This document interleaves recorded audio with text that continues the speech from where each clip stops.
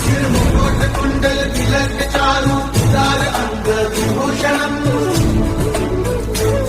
नवकन्यलोचन पंचमुख कर पंचपदकं दारुणम्।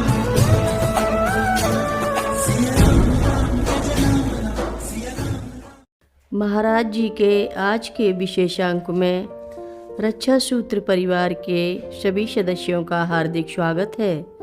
बाबा जी के भक्तों को राम राम। सायंकाल की एक घटना मुझे याद आ रही है। हमारे साथ की महिलाएं रसोई में व्यस्त थीं। प्रार्थना का समय हो गया था। माँ ने मुझसे प्रार्थना करने को कहा। प्रार्थना के लिए दोनों माँ और मैं बालकनी में बैठ गई। माँ के सामने अकेले प्रार्थना करने में मुझे कुछ संकोच सा हो रहा था कि कहीं सुर बिगड़ न जाए। मैंने अभी प्रार्थना शुरू की ही थी कि मेरे साथ एक पुरुष मेरे स्वर में शामिल हो गए, जिससे मेरा आत्मविश्वास और बढ़ गया और मैं प्रार्थना गायन में खो गई। प्रार्थना समाप्त होने के बाद जब मैंने माँ को प्रणाम किया तो माँ बोली, तेरे साथ एक व्यक्ति और कौन गा रहा था? मैंने पीछे मुड़कर देखा तो वहाँ कोई नहीं था।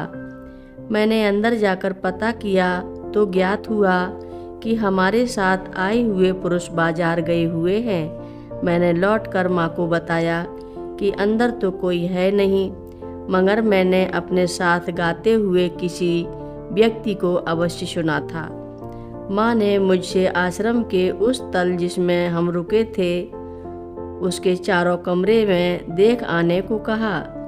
3 कक्ष तो खाली थे, लेकिन चौथे कक्ष में जिसमें माँ रुकी थी, जब उसे खोल कर देखा तो वहाँ क्या देखा? वहाँ खिड़की की चौखट पर एक बड़े आकार का बंदर बैठा हुआ था। मैंने आकर जब इस बारे में माँ को बताया तो माँ ने एक आम लाकर मुझे दिया और आम के इस प्रसाद को उस बंदर को देने तथा दूर से ही प्रणाम करने को कहा। मैंने देखा कि उन्होंने एक सामान्य मनुष्य की भांति उस फल को सफाई से छील कर खाया और छिलका वहीं छोड़कर धीरे से चल दिए।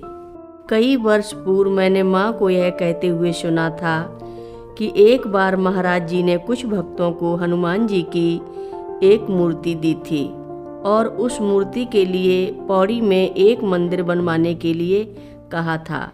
गढ़वाल की पहाड़ियों में उन दिनों पौड़ी एक छोटा सा शहर हुआ करता था।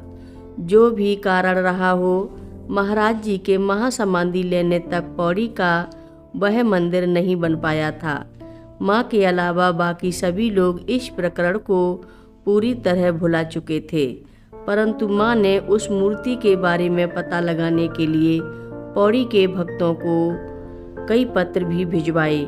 काफ़ी प्रयासों के बाद पता चला कि हनुमान जी की वह मूर्ति पौड़ी में 8वीं सदी के एक प्रसिद्ध मंदिर किंकालेश्वर में रखी हुई है। वर्ष 1989 की गर्मियों में दोनों माँ उस मूर्ति को देखने के लिए कुछ लोगों के साथ पौड़ी गई। पौड़ी पहुंचने पर माँ झलेडियाल जी के पैतृक निवास में ठहरी। नीचे छत वाला वह एक छोटा सा पहाड़ी घर था जिसमें उनके पूर्वज रहा करते थे। इस पुराने घर में छोटी छोटी खिड़कियां थीं और अंदर से ही नीचे की मंजिल में जाने के लिए लकड़ी की सीढ़ियां बनी थीं। रसोई में मिट्टी का फर्श था। खिड़की से ही सामने बर्फ से ढके पंचाचूली, नंदा देवी, बद्री, केदार और कैलाश शिखर के दर्शन हो रहे थे। घर के पीछे ऊपर की ओर घना जंगल था और आसपास कोई आबादी भी नहीं थी। जंगल से लगे होने के कारण रात के समय यहाँ जंगली जानवरों की आवाज़ें सुनाई पड़ती थीं। जिस दिन माँ पौड़ी पहुँची, ऐसा लग रहा था कि प्रकृति भी अनेक सुंदर रूपों से सजकर माँ का स्वागत कर रही थी। चारों ओर हरियाली बिखरी थी। हल्की हल्की वर्षा भी हो रही थी। जैसे ही माँ कार से उतरी, बादलों के बीच से सूर्यदेव निकले और आकाश में प्रकट होकर अपनी किरणों से माँ का अभिवादन किया। दूर क्षितिज पर सुंदर इंद्रधनुष की छटा बिखरी हुई थी। उसी क्षण दूर किसी मंदिर से शंख, घंटी और मंत्रोच्चार की मंगल ध्वनि भी सुनाई देने लगी। पौड़ी पहुंचने के 1 या 2 दिन बाद माँ के साथ हम सब वहाँ के प्रसिद्ध किंकालेश्वर मंदिर में गए। घने जंगलों के बीच पौड़ी शहर से करीब 5 किलोमीटर दूर गढ़वाली शैली में निर्मित भगवान शिव का किंकालेश्वर मंदिर स्थित है।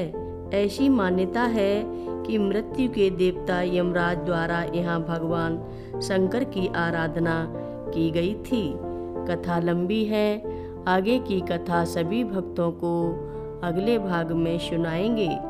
हर रोज महाराज जी की कथाएं सुनने के लिए रक्षा सूत्र चैनल को सब्सक्राइब करें, शेयर करें और लाइक करें। घंटी बजाना ना भूलें। कमेंट बॉक्स में लिख भेजें, जय नीप करोरी बाबा जी महाराज। बोलो नीप करोरी बाबा जी महाराज की जय बोलो।